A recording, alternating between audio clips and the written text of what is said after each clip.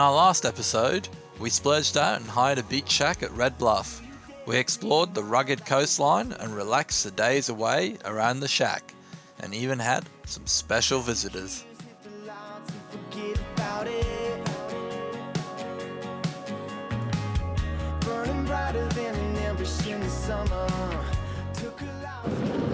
Hey guys, so just left Red Bluff this morning.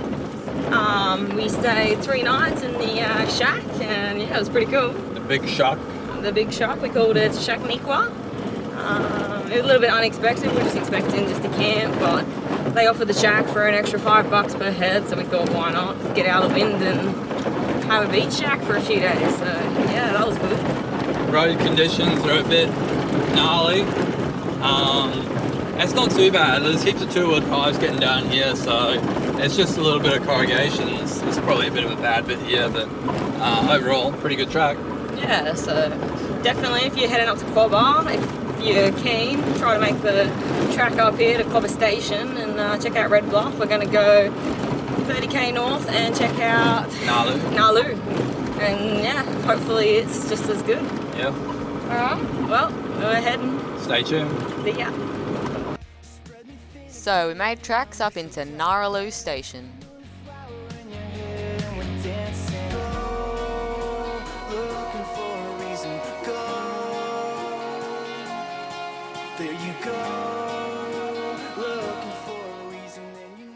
We passed countless goats on the drive in, turning off at the 3-mile camp sign.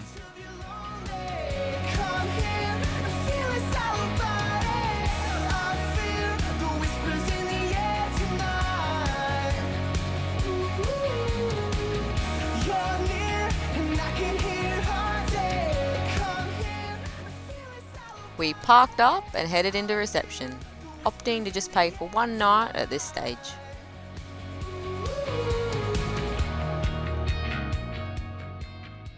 It was then time to go pick a campsite for the night.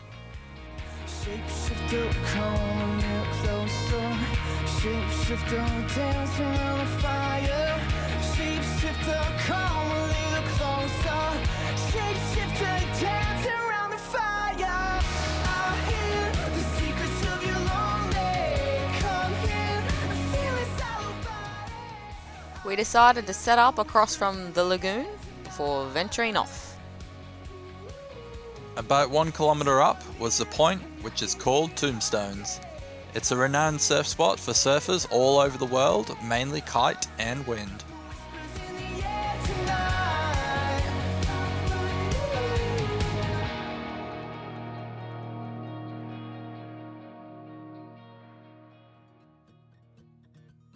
We watched the dozen surfers that were out, and even watched a few come in and land their kites.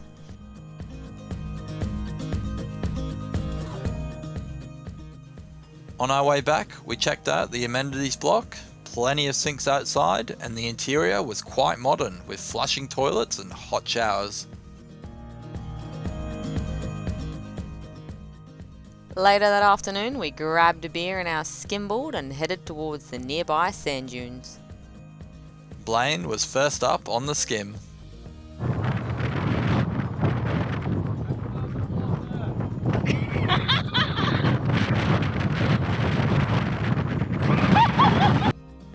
Kurt, wondering why Blaine was having so much trouble, headed up to have a go. It can't be that hard, surely. Us girls better go up and see what the problem is.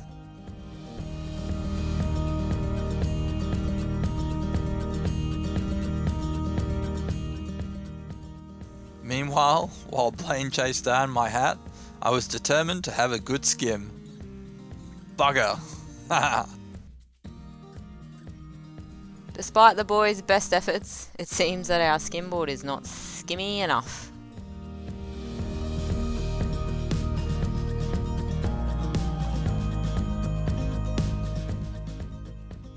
We ventured a little bit further before turning around. The wind was giving our ankles a serious caning with the sand.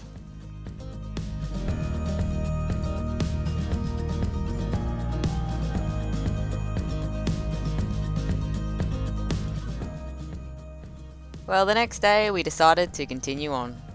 as nice as 3 Mile Camp seems, we wanted to keep on moving. We left camp at around 8 AM, deciding to continue north to see Gnaraloo Bay.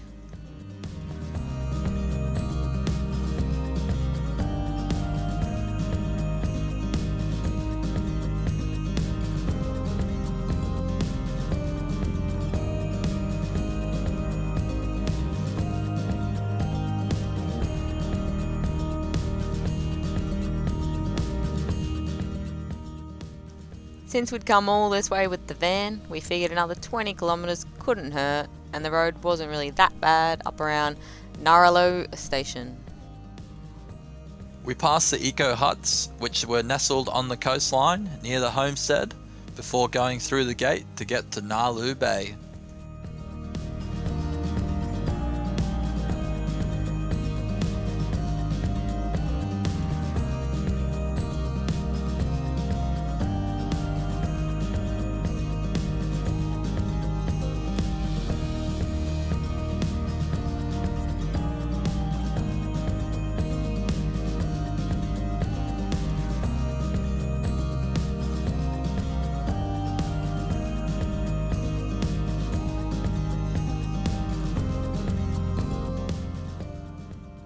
This was nice, and not very windy, pretty protected from the winds actually.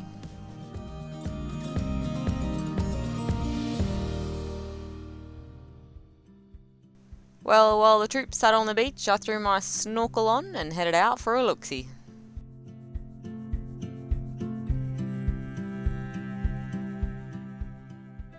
The tide was quite low, but plenty of fish and coral to see.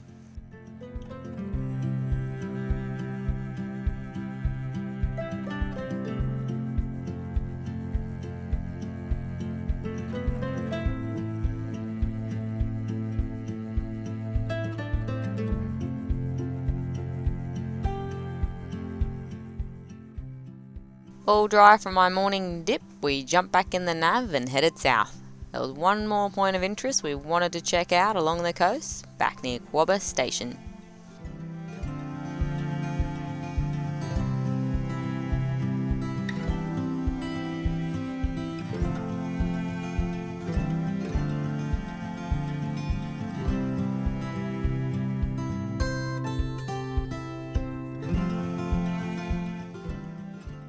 We unhitched the van up top and drove the nav to the bottom. This spot is called Garth's Rocks. There is also a rusty shipwreck scattered amongst the rocks. It was once known as the Korean Star, a bulk carrier which ended up grounded in 1988 from cyclonic sea conditions. Now just big lumps of rust. But we had been told by the locals that the ship's boiler was still in one piece and had washed up into the cave. I don't think you can really see it with this lighting. Well, it did look like a promising fishing spot, so I threw a line in.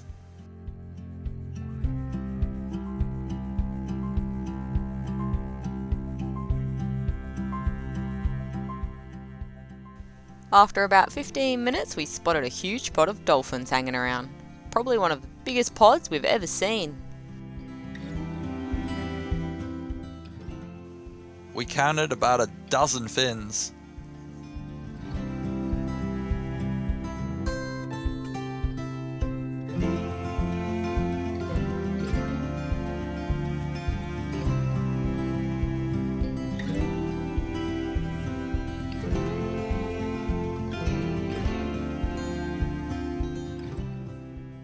Well, while Kurt was happy fishing, I went for a wander along the rocks to see what I could find.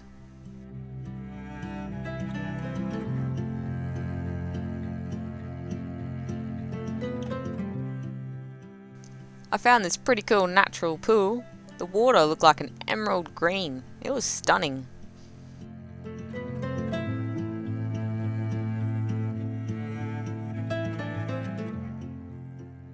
I also found some more cool rock coral things that looked like they were thousands of years old, all formed into the rocks.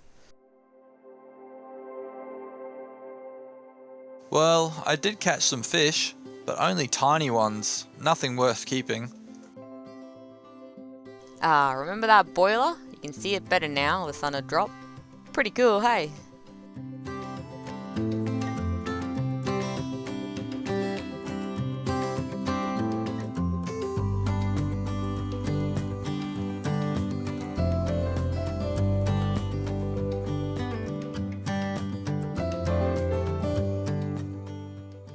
After a few hours with no luck fishing, we returned down to Quabba and parked up at the lighthouse, mainly for two reasons: to see the lighthouse, and we got phone signal up there, so we could check in with the world after being offline for a couple of days.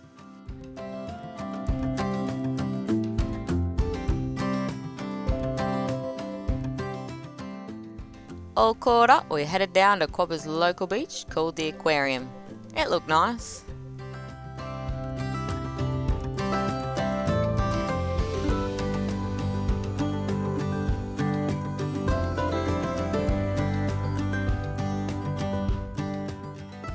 We then headed up the road to the campground to find a nice spot to camp.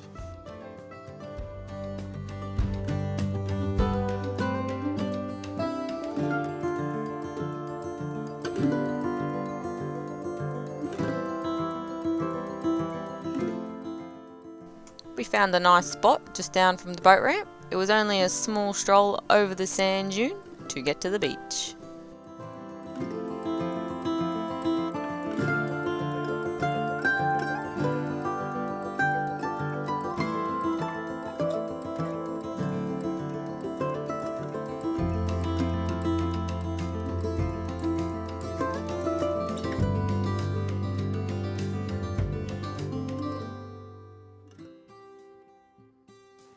I was straight out there with my rod again, determined to catch something for dinner. I decided to head back to the van and grab my snorkel.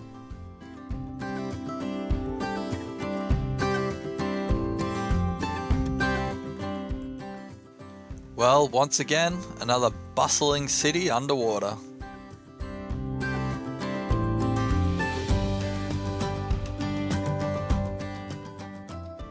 Plenty of fish and coral to explore.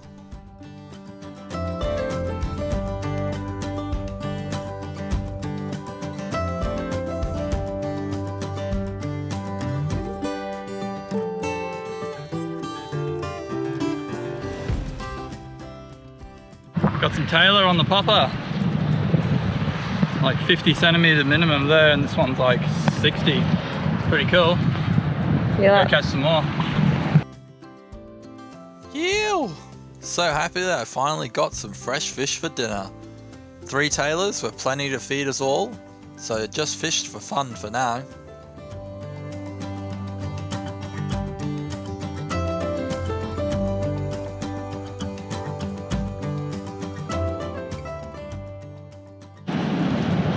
Give him a kiss. Catch and release. See you later. Whoa. Catch some more. What's up guys? Just went down to the beach and got this massive skull. I think it's a turtle head. Not too sure at the moment. That is massive, whatever it is. Be very interesting to find out.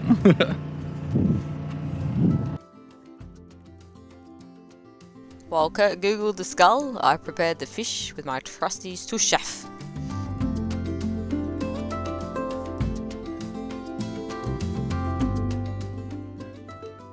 We got the fire going, the perfect end to our time at the Quabba coast. Taylor was good, mate.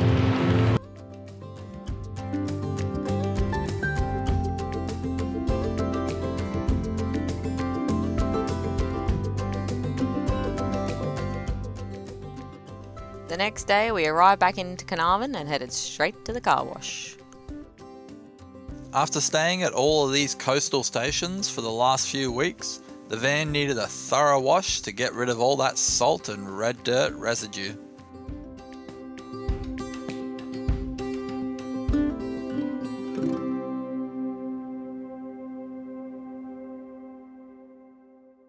All clean, it was time to go check into a van park. It was then time to clean the inside of the van. Time to catch up on the laundry with a bucket load of washing and to expel all the sand and dust that had made its way inside. While Ames was busy cleaning inside, I was doing a few mechanical jobs on the nav. Nothing serious, just little bits and bobs.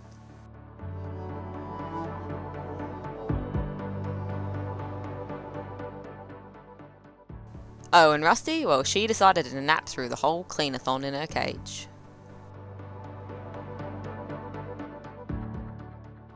It wasn't all work.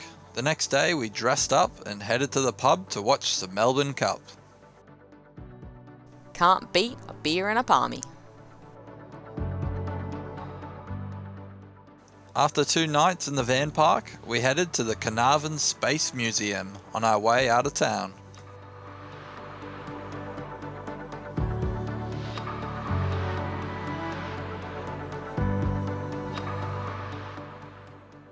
Not long after buying our entry ticket, we were whisked away into a shuttle and about to take off into outer space. Just kidding, but we did get to try on some cool NASA onesies and practice our moonwalk.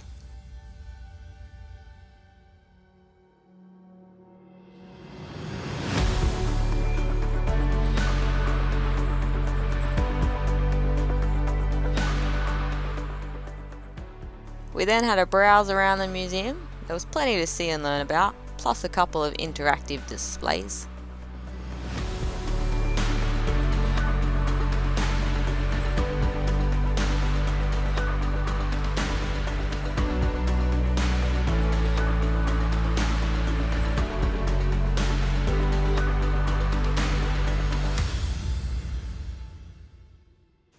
Then nipping outside to see the big satellite dish.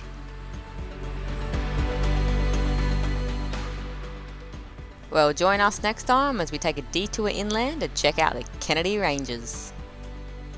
Love our videos? Why not help support us on Patreon, where you'll get early access to all of our episodes and behind the scenes content. Don't forget to give us a thumbs up if you like the video and leave us a comment. Cheers, legends!